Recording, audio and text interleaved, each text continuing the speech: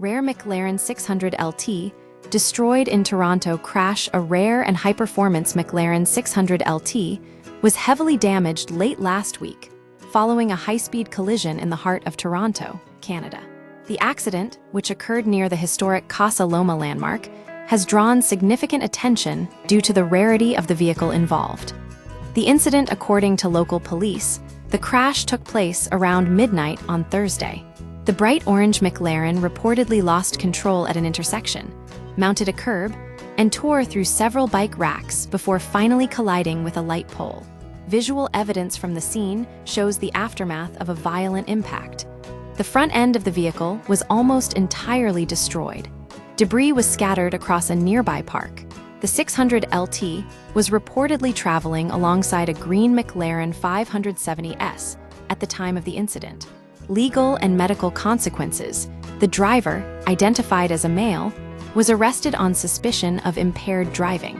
While both the driver and a passenger were transported to a local hospital, authorities have confirmed that their injuries are non-life-threatening.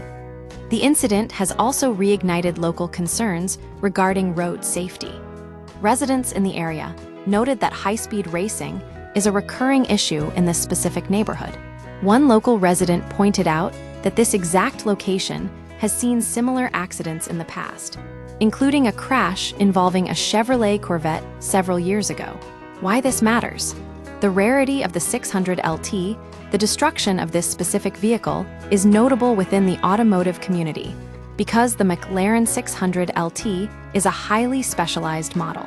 As one of the ultimate road-going iterations of the McLaren Sport Series, it was produced in limited quantities, reportedly only 1,500 units worldwide.